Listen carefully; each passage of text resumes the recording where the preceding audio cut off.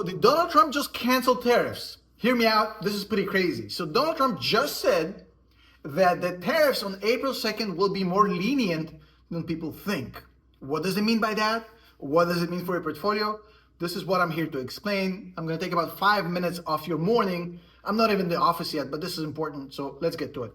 So over the past 30 days, the market has been uncertain about where we're headed. Let's put it this way. A lot of choppiness, a lot of volatility. We're down 10% from the February highs on the S&P, down 5% in the NASDAQ just over the past month. It's been very unpleasant.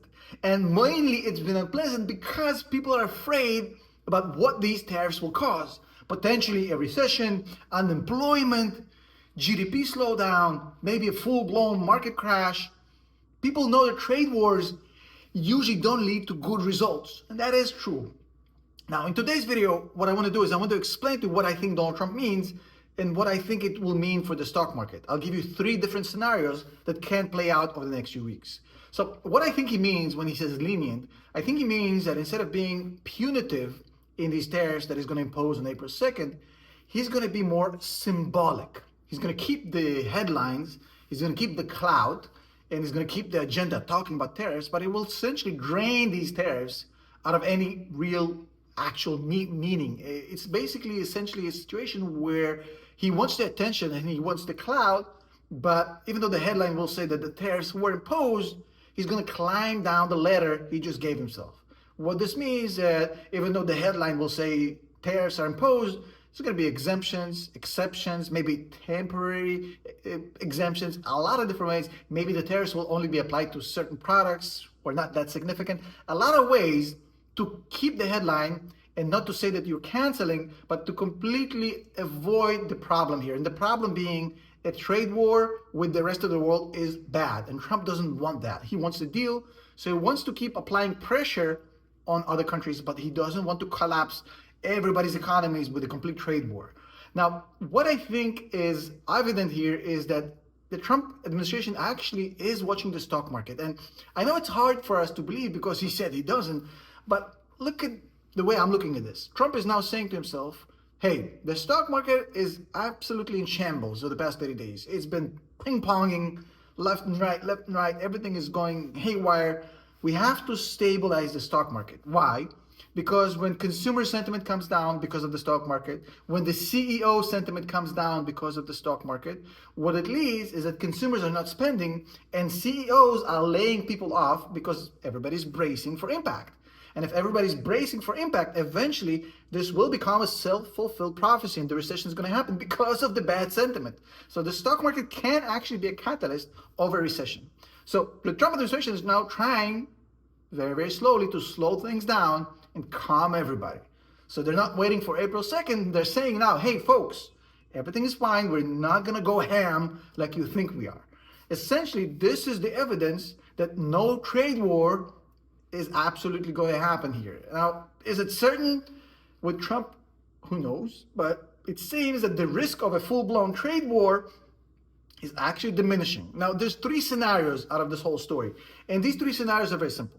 Scenario number 1 is where this whole thing is just a preview to complete kind of no disruption, 0 tariffs, just the name stays. If that's the case, we have non-impactful tariffs that nobody cares about. Trade war is completely avoided.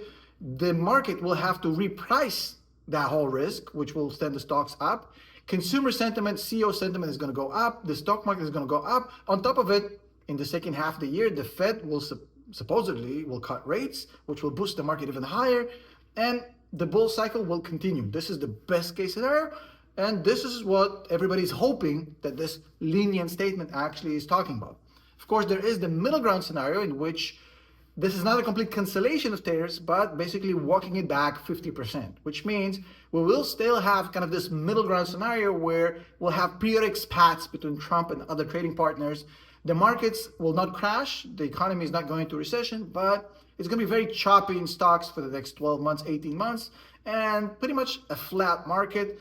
Not a very pleasant environment to be an investor in, but nevertheless, it is what it is. Of course, there is the worst case scenario here in which this whole thing is basically just words and empty statements, but on April 2nd, we'll have full-blown tariffs And that's eventually going to spiral into a full trade war. Now, in a trade war, nobody wins because as each country ramps up its tariffs as an answer to the previous ramp up, this cycle never ends until everybody gets to a full-blown recession. And that's what happened every time we had a trade war in the past 100 years. Check back history, this ain't new. Now, which one of these scenarios happens, we'll find out. I think that there is a high likelihood we're probably heading to scenario 1 or 2, complete leniency or some sort of a middle ground.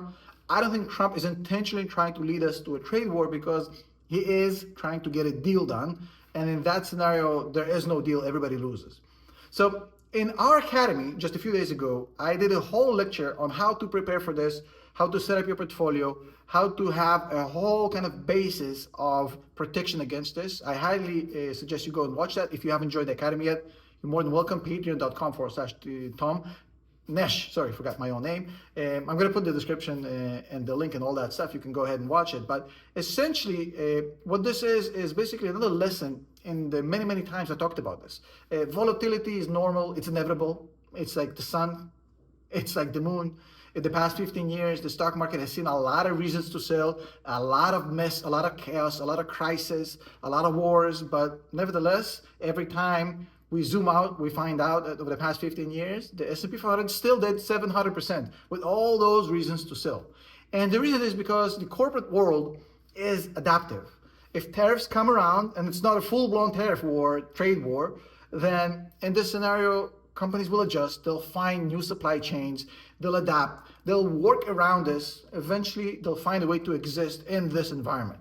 The power of compounding in the stock market over the course of 10, 15, 20 years is undefeated. And this tariff thing is just the latest drama in a series of many, many dramatic events in the past. None of them have ever broken the stock market.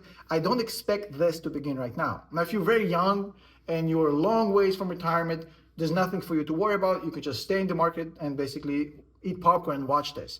If you're a little bit older, then in that case, you need to rebalance your portfolio anyways, because your portfolio is currently not set up for this. And this is just one of many, many events that can push the stock market down in the short term. If you're closer to retirement than 10 years, 20 years, you have to look at how you're setting up your portfolio. You have to look at diversification. You have to look at allocations. You have to look at insurance. A lot of things that you have to address if you are closer to retirement than somebody who's in their 20s. Of course, these are all things we teach in the academy. I told you, patreon.com/Tom Nash. This time I didn't forget my own name. It's on the description. It's in the pinned comment. In my opinion, the best thing to do right now, because we don't know what's going to happen. We don't know what Trump is going to do. We don't know how the tariffs are going to look like. Until April 2nd, we're all just guessing what might or might not happen. So in my opinion, this is one way to handle this.